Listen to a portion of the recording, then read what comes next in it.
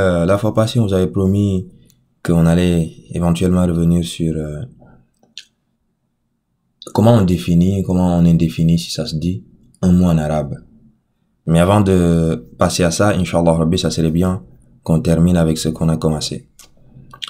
Avant toute chose, quand moi j'ai essayé d'écrire salamun, voilà, pour dire que salamu, on peut l'indéfinir en enlevant l'alif wal lam, ça, et en mettant à la fin tanwin damma, c'est-à-dire on double le damma. Ici j'ai oublié de prolonger, donc salamun.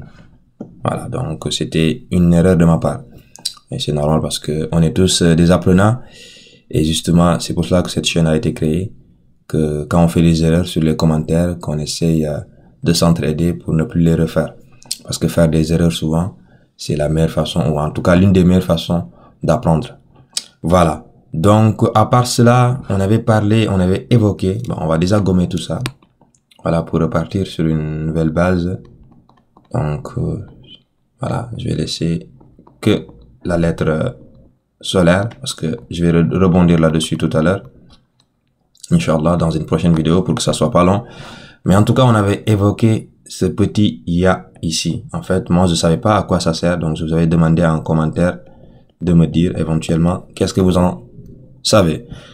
Il se trouve que bon, j'ai croisé le même frère avec qui j'ai discuté la fois passée, qui m'a inspiré de créer cette chaîne, ou en tout cas de réorienter cette chaîne de cette façon. En fait, il m'a un peu expliqué. Parce que là, en fait, de base, là, il est écrit avec ce ya, en fait. Là, il est écrit avec ce ya.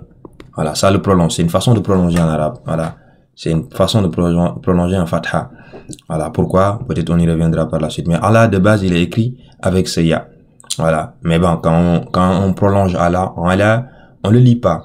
Mais sauf que ici, en Allah, il est collé à kum. Donc, du coup, on le lit. En alaykum. Donc, c'est ça. Et on le lit avec un sukun. Donc, voilà. Brièvement, c'est ça qui explique, d'une part, ce ya. Et d'autre part, voilà, j'ai aussi corrigé l'erreur que j'avais faite en ne pas ajoutant, voilà, un alif sur le salamoun que j'avais écrit en haut. Voilà, prenez bien soin de vous et à tout à l'heure pour une prochaine vidéo.